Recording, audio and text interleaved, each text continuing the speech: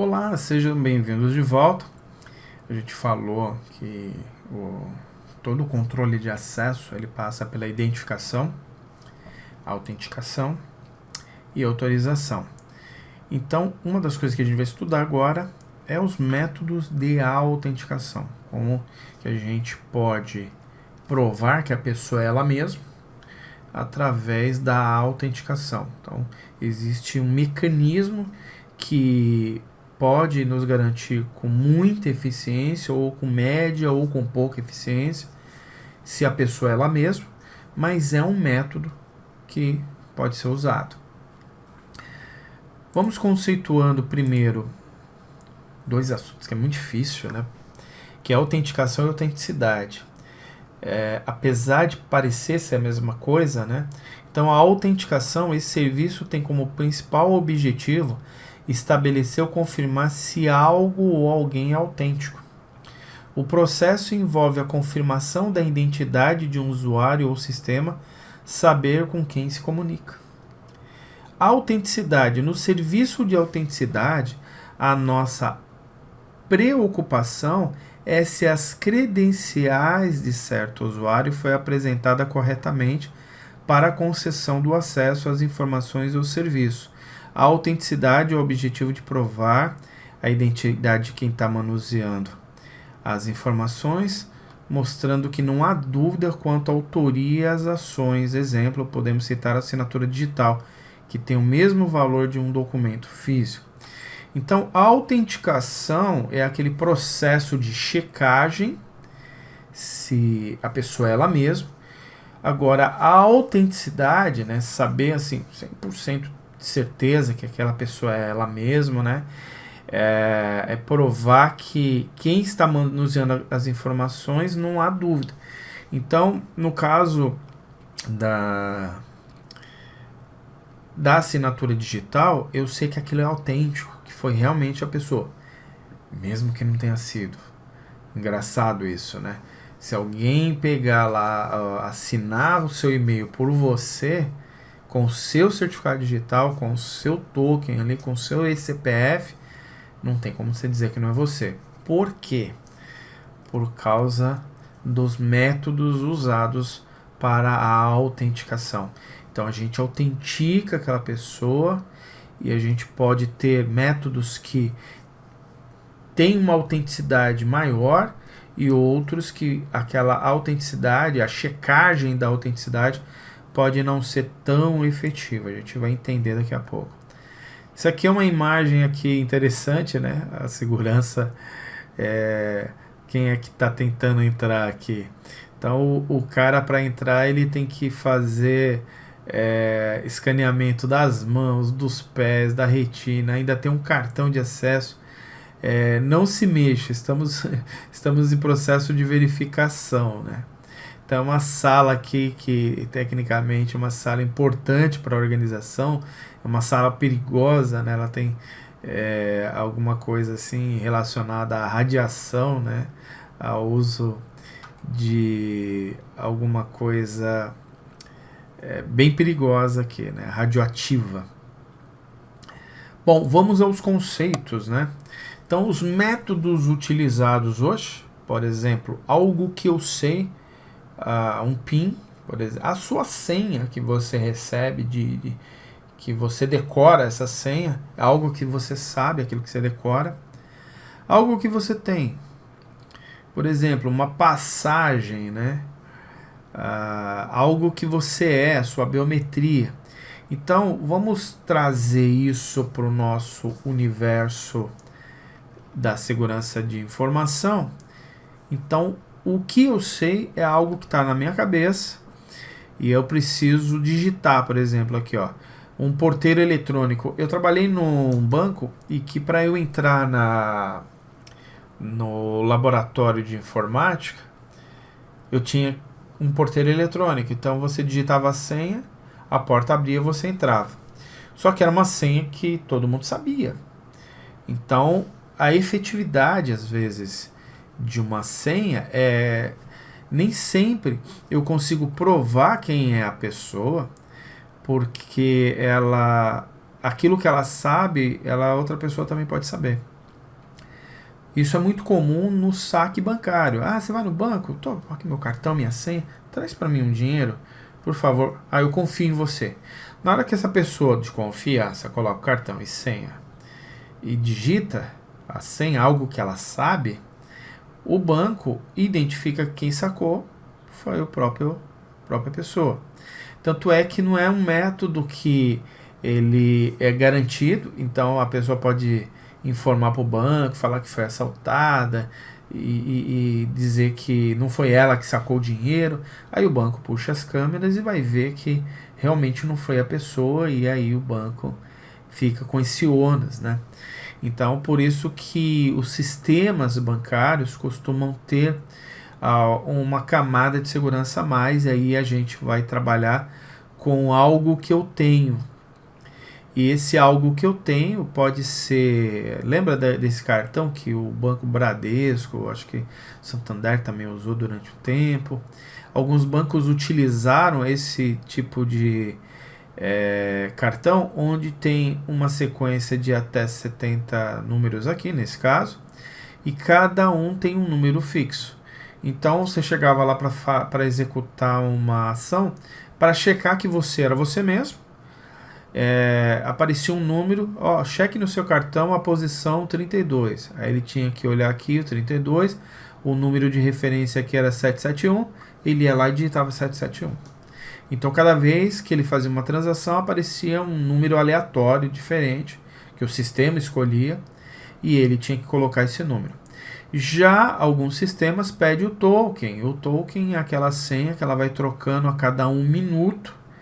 E aí cada vez que você troca essa senha, ela deixa de ser válida a senha anterior. E aí você só pode usar aqui, atual você tem 60 segundos aqui para usar. Então, algo que eu tenho, algo que eu possa carregar comigo. Hoje esses tokens são usados dentro de um software no seu telefone, e o telefone é algo que você carrega com você, algo que você tem. Então é algo normalmente físico, né, que você possui e que só você tem.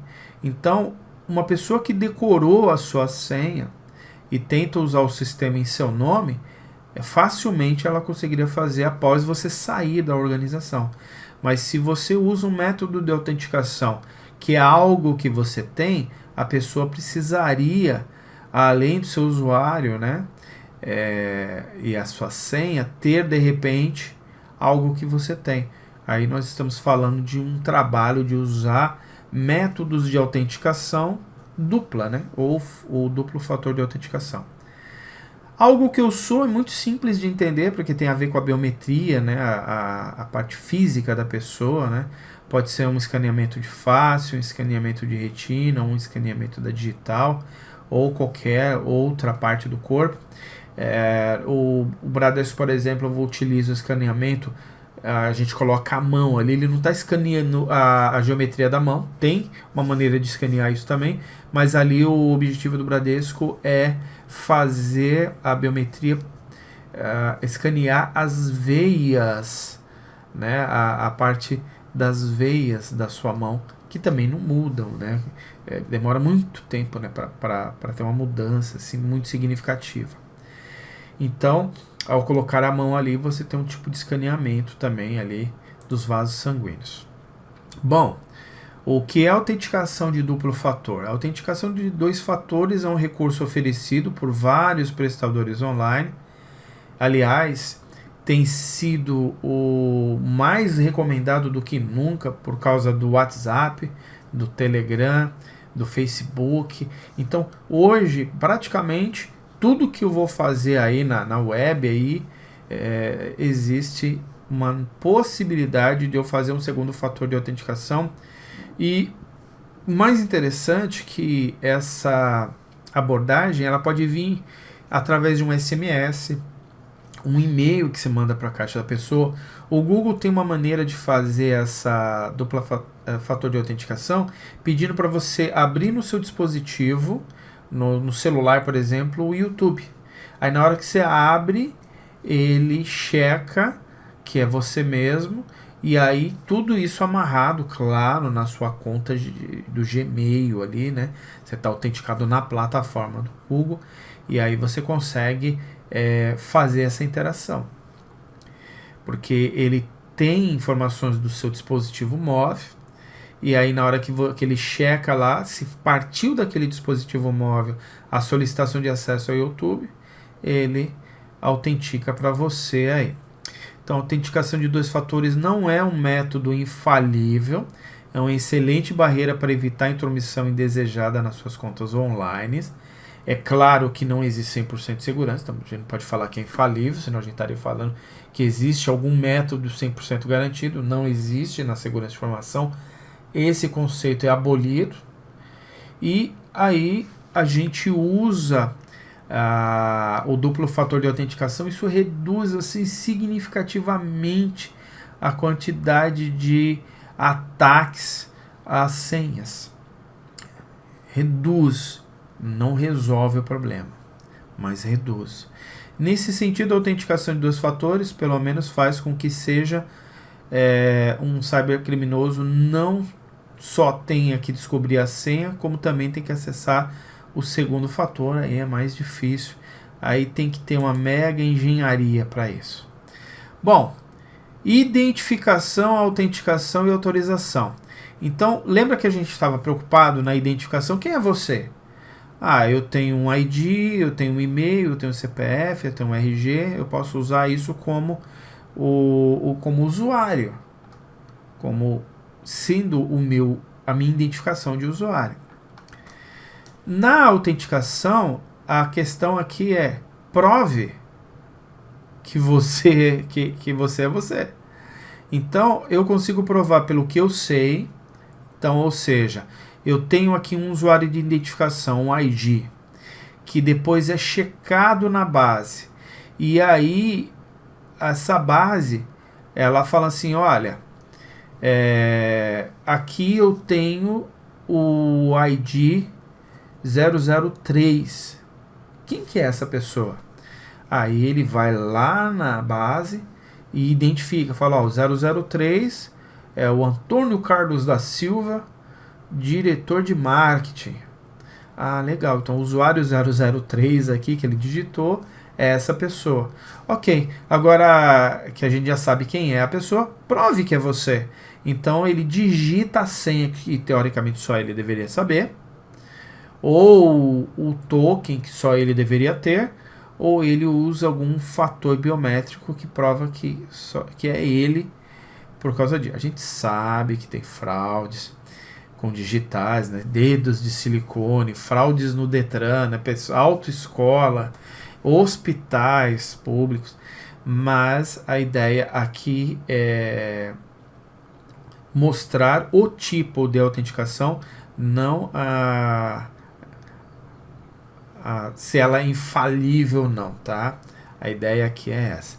Então, o que eu sei, PIN, o que eu tenho é uma senha que vai ser aplicada através do que eu tenho, né? Um PIN também, e uma digital fácil retiro. E por último, a autorização, né? Seja bem-vindos. Aí depois nós vamos estudar esses métodos aqui, pelo menos, para a gente entender como que ele nos autoriza aí. Bom, para ser duplo fator de autenticação, eu não posso usar o mesmo método 2 vezes. Eu tenho que usar sempre um método e os outros 2 que sobraram.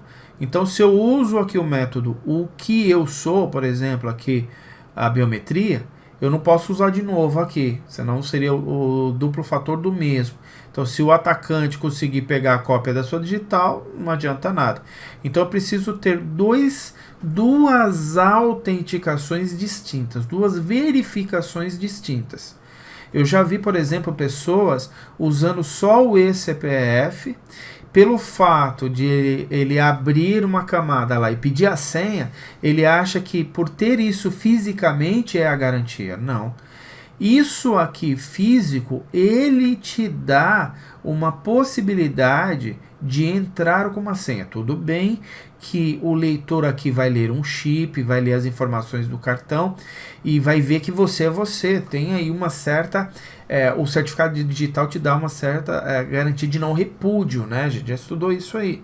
Só que a questão aqui não é essa. A questão aqui é que o método de autenticação por eCPF é uma senha que é lida por esse cartão aqui, por esse leitor de cartão, e eu preciso do cartão para que ele abra a telinha de leitura dessa senha. Então, não é só colocar o cartão e colocar digital. Se o duplo fator fosse o cartão, eu não precisava de uma senha para o cartão, para validar que eu sou eu.